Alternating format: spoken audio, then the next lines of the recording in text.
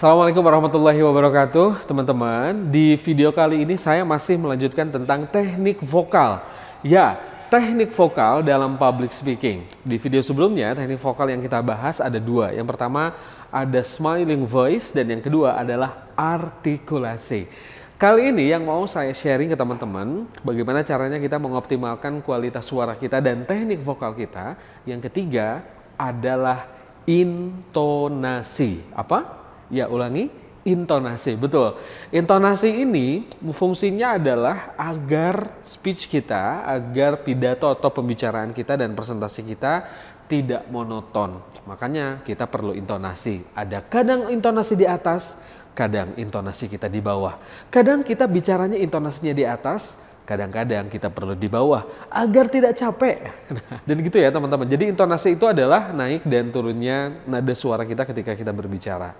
Mengapa perlu intonasi? Karena dengan intonasi kita bisa membuat audiens lebih nyaman, nggak flat, nggak monoton, nggak bosen jadinya. Nah, untuk melatih intonasi teman-teman, caranya adalah melatih intonasi itu teman-teman silahkan sebutkan huruf A, abjad ya, dari A sampai dengan Z.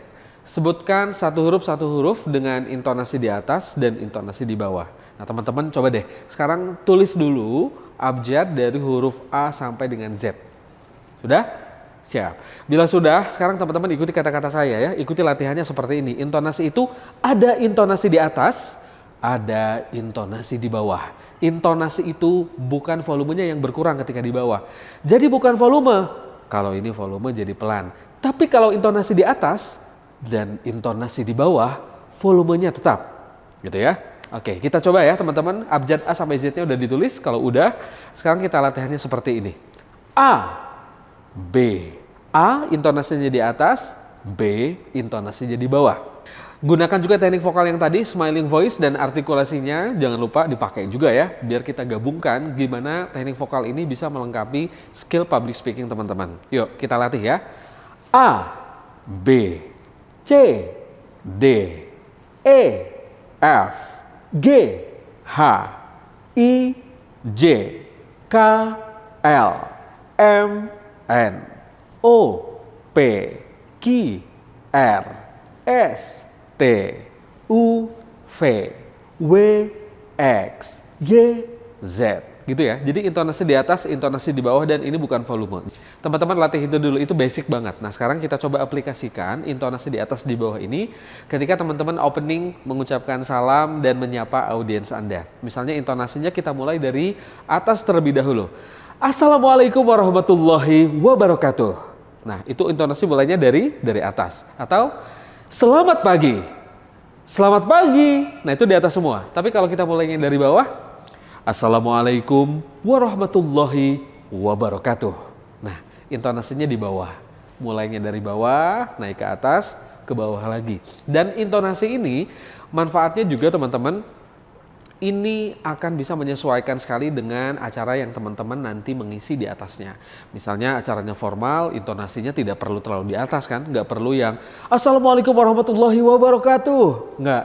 Tapi kalau acaranya formal, teman-teman pasti dari bawah. Assalamualaikum warahmatullahi wabarakatuh, gitu ya. Nah gitu. Jadi intonasi itu ada di atas, intonasi itu ada di bawah. Kang, bagaimana pola untuk membuat intonasi ini agar nyaman? Apakah atas bawah atas bawah? Kalau atas bawah terus jadinya flat dan monoton kan? Karena polanya sama. Jadi gimana Kang biar intonasinya enak? Biar intonasinya enak teman-teman, maka dienak-enakin aja senyamannya kita.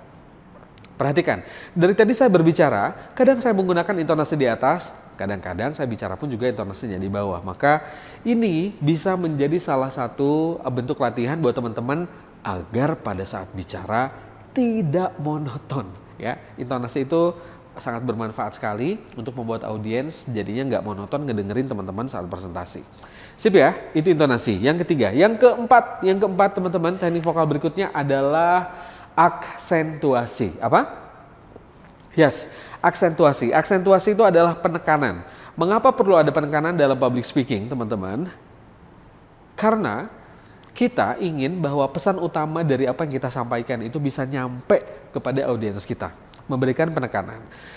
Teman-teman sekalian, belajar bersabar. Belajar bersabar adalah kemampuan yang perlu dimiliki setiap orang. Misalnya begitu ya teman-teman. Menjaga kebersihan. Menjaga kebersihan adalah tugas kita sebagai seorang warga negara. Nah itu. Jadi ada penekanan, ada aksentuasi, ada penekanan.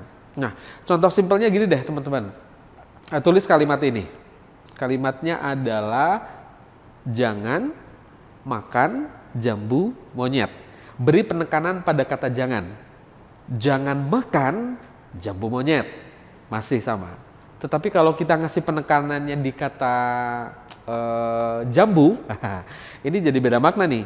Jangan makan jambu monyet. Nah, itu bisa beda arti. Jadi teman-teman, kalau kita salah memberikan penekanan atau memberikan aksentuasi, maka itu bisa memberikan arti yang berbeda. Jadi, berikan aksentuasi, satu, fungsinya adalah untuk menguatkan makna, memberikan penekanan dari pesan utama yang akan disampaikan, dan yang kedua, agar kita tidak salah memberikan pesan. Di kata atau kelatihan tadi, jangan makan jambu monyet, kalau kita memberikan penekanan di kata jambu, bukannya orang mengikuti larangan kita, tapi malah ngajak berantem, gitu ya. Jadi, aksentuasi menjadi salah satu bagian dari teknik vokal yang bisa kita latih juga teman-teman. Agar apa? Agar audiens bisa memahami dan mendapatkan pesan inti dari apa yang tengah kita sampaikan. So, teman-teman selamat berlatih. Dalam public speaking, teknik vokal memiliki peran yang juga sangat penting agar public speaking kita bisa nyaman dan mudah didengarkan oleh audiens kita. Terima kasih, saya Purwa Abdillah. Assalamualaikum warahmatullahi wabarakatuh.